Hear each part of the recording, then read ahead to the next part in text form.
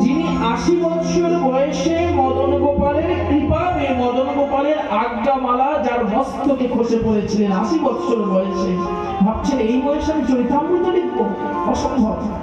তখনই দেখছেন ছোট্ট একটা চড়ুই পাখি ওই ডানার মধ্যে, একটা জলাশয় থেকে ডানার মধ্যে করে জল নিয়ে তীরে এসে ডানা ঝাপটাচ্ছে, কয়েকবার দেখেছি। তখন তুমি কি করছো? বলে আমি ওই জলাশয়ে যত জল রয়েছে সব আমি এখানে এনে ফেলবো। তখন কবিরাজ গোস্বামী হাসলেন, তুমি তো ছোট্ট পাখি, তুমি জল ফেলতে পারবে, সবগুলো জল নিতে পারবে? বলে পারবো তো, একদিনে না পারি বহুদিনে হলেও পারবো। ওই যে কবিরাজ গোস্বামীর মনের ভেতর যখন ইচ্ছা শক্তি জেগে উঠলেন, ছোট্ট চড়ুই পাখি যদি এত বড় জলাশয়ের জল শোষণ করবার ক্ষমতা রাখতে পারে, তাহলে আমি কেন 80 বছর বয়সে লিখতে পারবো না? ওই যে তখন কলম ধরলেন, এটাও মা যোগমায়েরই একটা লীলা, এটা তার ইচ্ছা, ভগবান শ্রীকৃষ্ণের ইচ্ছাতে হয়েছে। তখন কবিরাজ গোস্বামী কলম ধরলেন আর বলছেন, নাহি কৃষ্ণ প্রেমধন দরিদ্র মোর এ জীবন। আমার অন্তরে কৃষ্ণ প্রেম নাই, সকল কিছু থাকা সত্ত্বেও যার অন্তরে কৃষ্ণ প্রেম নাই, সেই প্রকৃত কৃষ্ণ ভক্ত নিজেকে দরিদ্র বলেই মনে করে। প্রকৃত কৃষ্ণ ভক্ত প্রাকৃত ধনের ঐশ্বর্যকে সে ঐশ্বর্য বলে মনে করেন না। তাই যদি হতো, এত ঐশ্বর্য দিয়ে ভগবানকে যদি বশ করা যেত, দ্বারকাতে 16,008 মহিষী নিয়ে ভগবান সেখানে রাজ সুখে রয়েছেন, রাজ সুখে। কিন্তু রাজকার্যের মাঝে একটু অবসর পেলেই ভগবান ওই রাজমহলের উপরে গিয়ে তাকিয়ে থাকতে বিষাদগ্রস্ত অন্তরে। কোন দিকে জানেন? কথা খুব মনে পড়ে। আচ্ছা যাও না উদ্ধব, তুমি গিয়ে যদি শ্রীবৃন্দাবনে একটু খবর নিয়ে আসতে পারো। বলা মাত্র উদ্ধব বলছেন, প্রভু এ কি বলছেন? তাহলে আমি এক্ষুনি যাচ্ছি। আপনি বলছেন এই মুহূর্তে যাবো? দাঁড়া উদ্ধব। সঙ্গে সঙ্গে ভগবান দেখে থামলেন, এইভাবে যেও না উদ্ধব, তোমার এই রাজবেশে তুমি শ্রীবৃন্দাবনে প্রবেশ করো না, সেইখানে তুমি কোনো মূল্য পাবে না, তার কারণ রাজার কোনো মূল্য নাই শ্রীবৃন্দাবনে। সেই স্ত্রী বলতে, দাঁড়া উদ্ধব। তখন ভগবান কি করলেন? নিজ হস্তে নিজের পোশাক পরিচ্ছদ বস্ত্র অলঙ্কার আদি এমনকি তার ময়ূর পাখা দিয়ে ভগবান নিজ হস্তে উদ্ধব মহারাজকে শৃঙ্গার করে দিলেন, অর্থাৎ সাজিয়ে দিলেন, যেন একদম ভগবান শ্রীকৃষ্ণেরই মতো লাগে।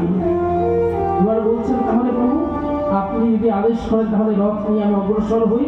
বলছে, দাঁড়া উদ্ধব, প্রচুর রথ রয়েছে আমার, কিন্তু যে কোনো রথে তুমি যাবে না।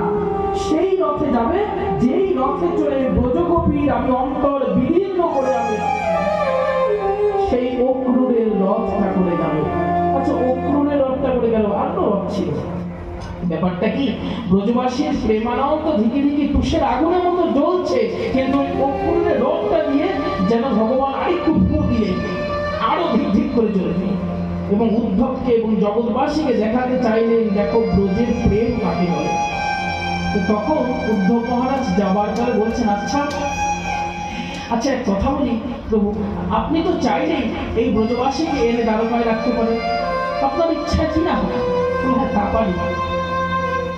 তবে কি এইখানে রবি ঠাকুর একটা কথা খুব মনে পড়েছে। কথাটা কি জানেন? বন্যেরা বনে সুন্দর, শিশুরা মাতৃকুলে। বনের পশুকে বনেই মানায় আর শিশুকে মায়ের কোলেই মানায়। ছোট্ট একটা শিশুকে যদি আপনি কোল ছাড়া করে নিয়ে যান, ওই শিশুর সৌন্দর্য হারিয়ে যায়। বনের পশুকে জোর করে যদি আপনি, কিছু নাই, কিন্তু যারা জানে, যারা দর্শন করে, তারা মুখকে ব্যক্ত করতে পারে না। ঠাকুর পরমহংসদেব বললেন, ক্ষীরের পুতুল যখন সমুদ্রের জলে তার এক অংশ বলতে পারে না, যার যার ভজনে সে অনুভব করে। তাই ভগবান বলছেন, জীবন রথ নয় উদ্ধব, তুমি ওই সেই অক্রূরের রথটা নিয়ে যাবে। উদ্ধব চলছে, তাই বলে মা যোগমায়া সেখান থেকে অন্তর্হিত হয়ে গেলেন এবং উদ্ধব যাওয়ার পূর্বেই শ্রী বৃন্দাবনকে আবার পূর্বের মতো।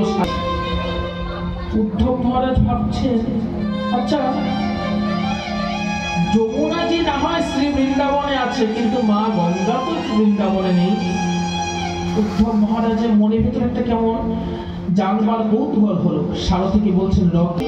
উদ্ধব মহারাজ এক পা দুই পা করে গঙ্গাও নন, যমুনাজিও নন, কেউ নন। তাহলে কারা? অনেকগুলো কালো মোষ একসাথে চলছে গোধূলি লগ্নে, আর অনেকগুলো শ্বেত গাভী একসাথে চলছে গোধূলি লগ্নে। এমন সুন্দর শোভা হয়েছে, পাশাপাশি চলছে, মনে হচ্ছে যেন গঙ্গা যমুনা একসাথে বয়ে যাচ্ছে।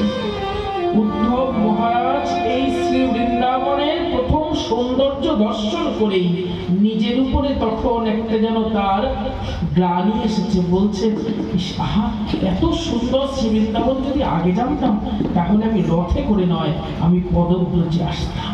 কেন জানেন? রথে করে আসা মাত্রই পথটা তাড়াতাড়ি ফুরিয়ে গেল, আর পদব্রজে ধীরে ধীরে যত আসতাম তত বেশি আমি আস্বাদন করতে পারতাম। যিনি শিক্ষিত, যার ভেতরে শিক্ষা এবং কৃষ্ণ ভক্তি রয়েছে, তার ভেতরে অনুভব রয়েছে, যার ভেতরে কৃষ্ণ ভক্তি হয়েছে, সেই চরণ ধুলাকে আমি নমস্কার করি বারংবার।